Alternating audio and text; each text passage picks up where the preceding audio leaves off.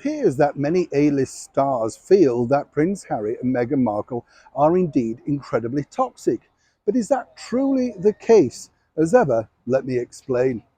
Hi, good morning. How are you? Nice to see you today. Welcome, one and all brand new subscribers. And as ever, thank you for enjoying so many of the shorts. Rudolph Valentino, name from the past. And no, before somebody said, Neil, did you ever meet Rudolph Valentino?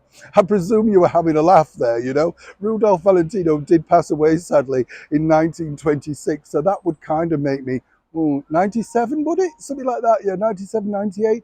Well, and then, no, I'd have to, oh gosh, what an insult. Yes, Rudolph Valentino, though, what a man, you know, what really did he leave behind? And it's a shame, isn't it, that there was no talky stuff of him, because I'm always fascinated by the silent stars, aren't you, of what they would have sounded like. As ever, back to your breaking roll story of the day. Is it truly a case that Harry and Meghan are apparently now toxic in the land that they've moved to, the culture of celebrity? That's right. You see, the bigger problem, as many people would imagine, with Harry and Meghan is simply this. They moved over there and everybody thought they were going to have this raft of celebrity friends.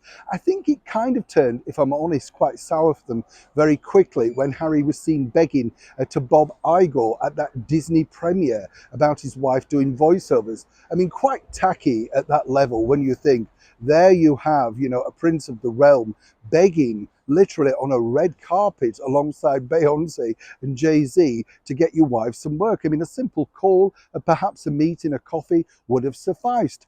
But is it true that now stars are backing away? What is the real reason?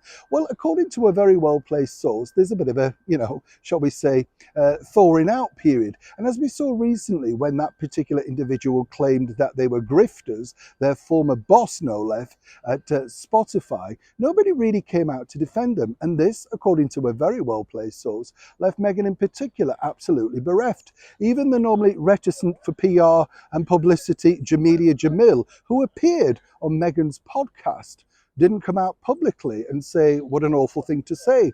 Well, they wouldn't, you know. I work in this world and you're literally on your own, you know. If it's going wrong, people back off. They don't want to be tainted by you. Of course, a lot of people are speculating that Meghan didn't turn up at the Serena Williams gender reveal, all that sort of stuff. But as we told you, apparently Meghan stayed away simply because she didn't want to take the limelight away. Very gracious. But according to that well-placed source, it's actually not Meghan they're concerned about. It's more to do with the fact that Prince Harry literally has loose lips. And when you think about it, you know, he is the one, as we pointed out recently, with Courtney Cox of Friends fame, that basically, you know, doesn't know when to zip it. Talked about, of course, the amendment in New York, basically said he'd like to live in Japan when he now lives in the US. I mean, the guy, you know, if you want to describe it in polite terms, could be described as thick, because this is the problem, you know. Celebrities do not want you to reveal things. Now, all celebrities write bios, but normally when they're talking about their friends, they're relatively gushing and, of course, mainly on their side.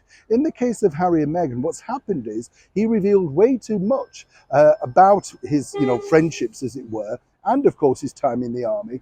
And that really has set a bit of a precedent with people around them. They're worried that now these, you know, private conversations, perhaps over meetings, coffee, informal gatherings, will be repeated. The only person that's truly not bothered is the one that got cancelled, the alleged bully Ellen DeGeneres, who was literally bullied off her own show. So they could say anything in front of her and nobody truly would be that interested. But as for Meghan, she's played a very cool game. You see, she's never actually said anything. Once again, it's Prince Harry that's led himself down a very rocky garden path. Neil Sean in the very heart of London.